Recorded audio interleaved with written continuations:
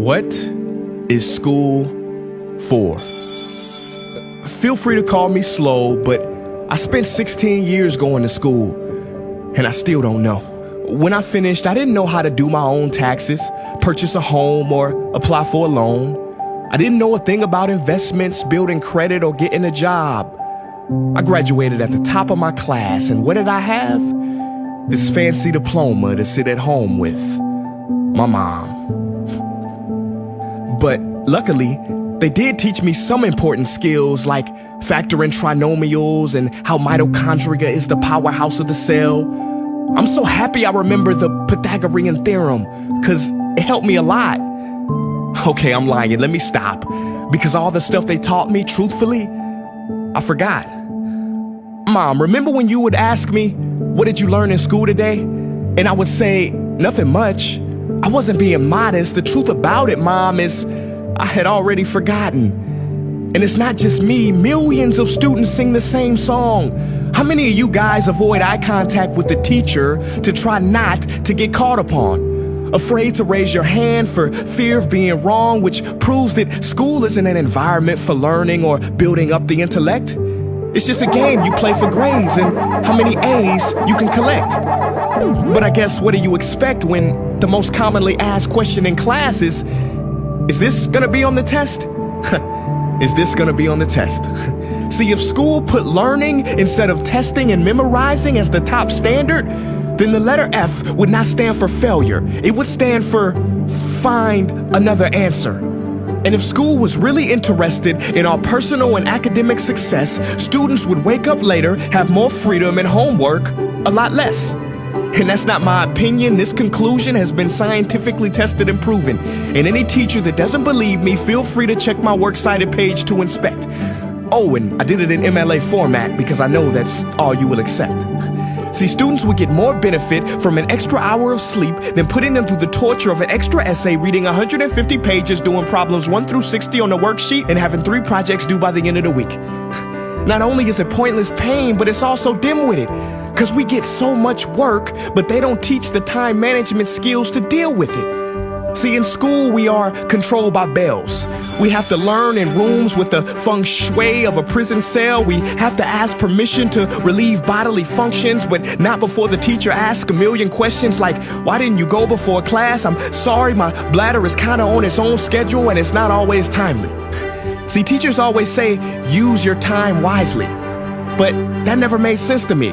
Because these 6 cruel hours of our lives we call school might literally be the worst use of time management ever in history. Think about it, the traditional teaching method is foolish. No, it's useless, multiplied by the square root of stupid. What they do is they cram information in your head, force feeding you, and then you throw it up on the test. That's not education, that's bulimia. And the more bulimic you are, the better you will do on their assessments. So it's no wonder why so many students graduate mentally and emotionally anorexic. See, school teaches you how to memorize dots. True education should teach you how to connect them. True education teaches you how to catch a fish. School teaches you, yeah, you caught the fish, but you didn't show your work, so it doesn't count. Throw it back. I'm just asking, what is school for? It's not education, that's just not true. If you still think that, you might be sniffing glue. See, the word education comes from the Latin root educe, meaning bring out, i.e. bring the gifts out of a person and make them viable. But school doesn't bring out much, it just stuffs more facts inside of you. Now some of that stuff is justifiable. We need reading, writing, and some arithmetic, that's fair. But are you telling me metamorphic and igneous rocks are more important than self-care?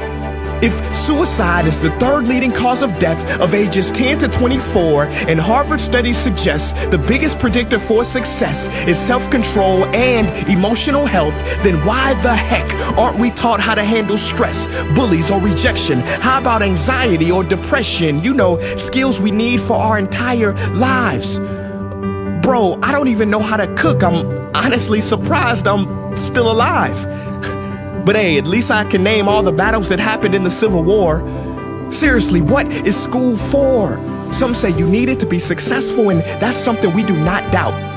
But do you own a MacBook or iPhone? Did you know they both were created by a dropout?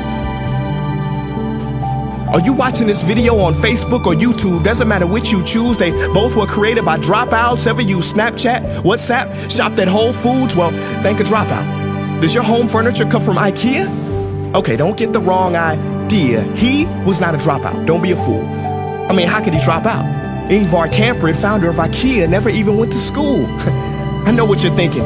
He's just picking and choosing. There's millions who didn't go to school that aren't successful. Who is he fooling? And you're right. But open your history books and start perusing. You'll find the very people we idolize in school never really had formal and/or secondary schooling. I'm talking George Washington, Abe Lincoln. America's best presidents had zero school between them. Ben Franklin, Thomas Edison, shall I proceed? Ernest Hemingway, Mark Twain, Teddy Roosevelt, Margaret Mead. Now please, I'm not saying drop out, because some schools are great and many teachers are rare treasures. I'm saying that there's a difference between people who are smart and people who score better.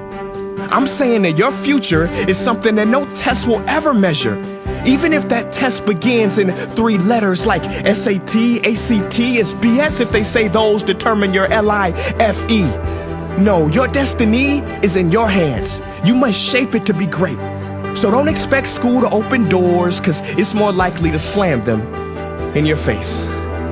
Sometimes I wonder about all the dreams lost in school and how much potential goes to waste. If it wasn't for music and YouTube, then I would have been just another lost case. Everybody watching this, please, close your eyes. Imagine a child sitting in the back of some teacher's class in some town. He never raises his hand, he fails most of his classes, but inside of him, there is a passion. And if nurtured and brought out, will lead him to discover the cure for cancer. But you see, I'm afraid that that child's gift will never come out. He will never win the Nobel Prize award because in class he was ignored and his worth was judged only by his scores. So teachers, principals, parents, advisors, and students, I ask one more time, what is school for?